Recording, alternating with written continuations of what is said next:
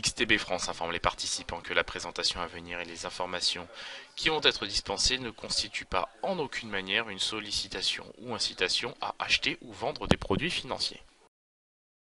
On commence tout de suite avec le calendrier économique de ce lundi 24 septembre. Très peu de statistiques attireront notre attention aujourd'hui, si ce n'est bien évidemment l'indice IFO du climat des affaires en Allemagne, évidemment au titre du mois de septembre, donc statistique qui évidemment a vocation à apporter évidemment un peu de volatilité sur les indices. Évidemment, aucune autre statistique attirera notre attention aujourd'hui.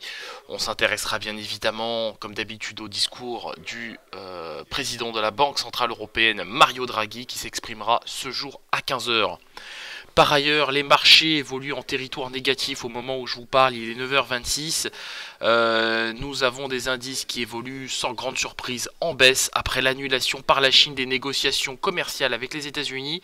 Les deux pays étaient censés se rencontrer cette semaine. On note néanmoins que les indices sont assez résilients sur certains niveaux de support. Je pense au niveau des 12 340 pour le DAX 30 typiquement. Maintenant évidemment prudence et mère de sûreté, la prudence domine ce matin, d'autant qu'évidemment on anticipait évidemment une accalmie autour de cette thématique commerciale. Eh bien que nenni, bien au contraire, il semble que nous soyons de nouveau évidemment orientés à la baisse, et évidemment si la situation venait à s'aggraver, eh bien par conséquent, la baisse, évidemment, pourrait s'accélérer.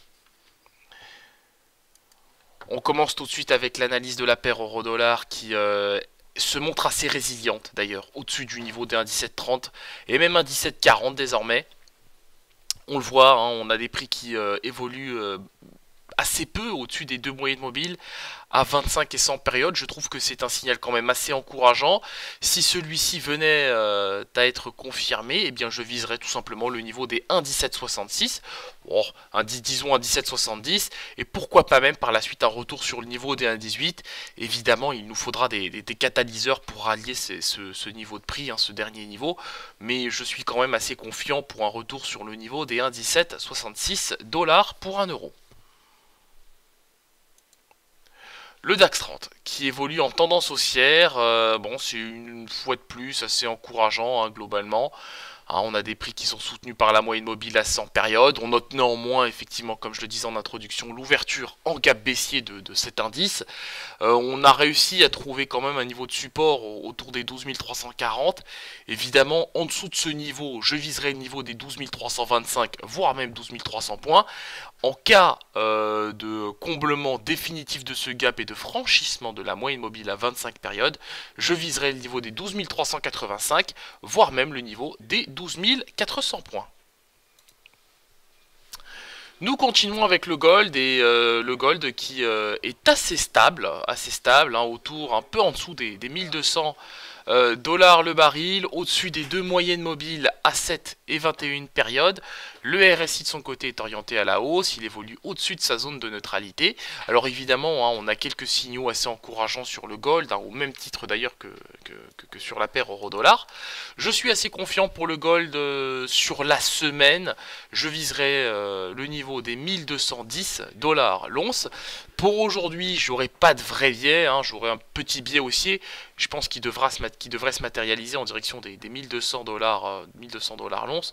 Mais bon, je m'attends néanmoins à une phase de range entre le niveau des 1198 et 1200 $. Pourquoi pas évidemment sur la semaine, comme je le disais, un retour sur le niveau des 1210 $ l'once. Du côté du contrat WTI, malgré des rumeurs insistantes, on a les pays de l'OPEP et la Russie qui ont décidé de ne pas augmenter la production de pétrole. Évidemment, cette annonce devrait fortement déplaire au président des États-Unis, Donald Trump, qui avait appelé les pays membres de l'organisation à voter en faveur d'une hausse de la production, afin de faire baisser les cours du pétrole. Le ministre saoudien de l'énergie a indiqué évidemment que son pays n'avait pas vocation à influencer les cours de pétrole et que le marché était parfaitement approvisionné. Sans grande surprise, l'ensemble de ces déclarations et de ces éléments font que le contrat WTI est orienté à la hausse. Il s'oriente vers le niveau des 72,2 $ le baril. Je l'attends cette semaine sur le niveau des 73 $ le baril.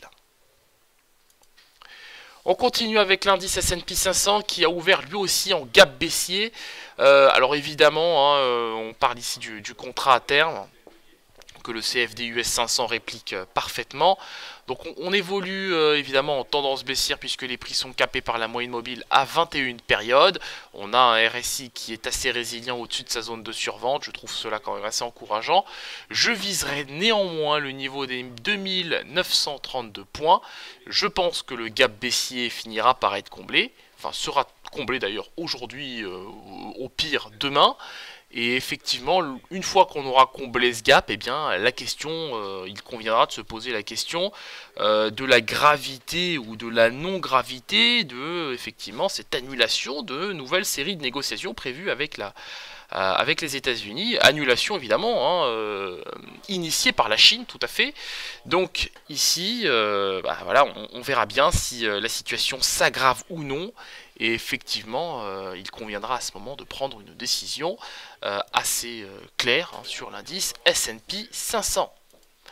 On termine avec le Bitcoin. Et le Bitcoin qui évolue évidemment sans grande surprise dans le sillage du Ripple. Donc on a un indice qui évolue au-dessus des 6600 $ pour un Bitcoin en range. On a été porté évidemment par la hausse du Ripple vendredi, qui a touché, je crois, le niveau des 0,80 $ pour un Ripple. Donc là, je m'attends à un retour du Bitcoin sur le niveau des 6720 $ pour un Bitcoin, évidemment. Néanmoins, la toile de fond, on le voit, reste légèrement baissière, ou plutôt je devrais parler de velléité baissière, puisque les cotations sont capées par les moyennes mobiles à 7 et 21 périodes. C'est tout pour ce matin. On se retrouve évidemment aujourd'hui à 15h15 pour un débriefing complet de la situation. Nous reviendrons évidemment sur toutes ces thématiques et surtout nous surveillerons les développements associés à l'annulation de cette nouvelle série de négociations avec les États-Unis. Annulation initiée par la Chine, comme je le disais. Élément à suivre de près en ce début de semaine. Merci à vous et à tout à l'heure.